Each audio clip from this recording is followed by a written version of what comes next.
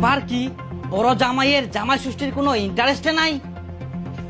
আমরা সকাল থেকে ফোন করি, একবারও ফোন ঢুকিনি, ব্যস্ত ব্যস্ত করছে। আবার অন্যজনের মোবাইল দিয়ে ফোন করিনু, তে ফোন ঢুকিল, কথাও হইল। কিছু তো ব্যাপার ছে। এবার যেহেতু নিমন্ত্রণ করিনি, ডাইরেক্ট তো যাওয়া যাবে না। তার থেকে একটা কাজ করুম, লুকাই লুকাই যাই না শ্বশুর বাড়ি দেখি আসুম। শ্বশুর শাশুড়ি কি করে, ভাইরা তো বাড়ি থাকি ভাষণ মারিল, ওর কোনো খাওয়ার লোভ নাই।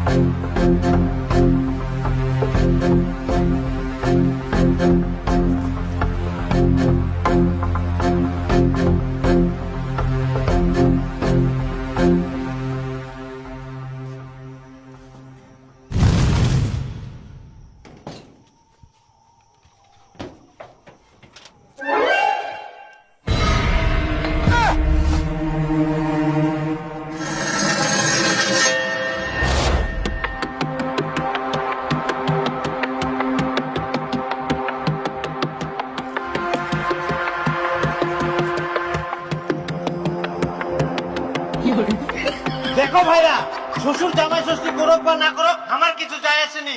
আর আমারও তো খাওয়ারও লোভ নাই।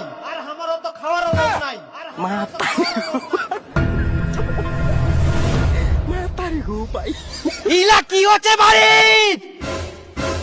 মুখ জামাই ষষ্ঠীর না ডাকি, শুধুমাত্র বড় জামাই ডাকি, ঠিসাই ঠিসাই খিলান।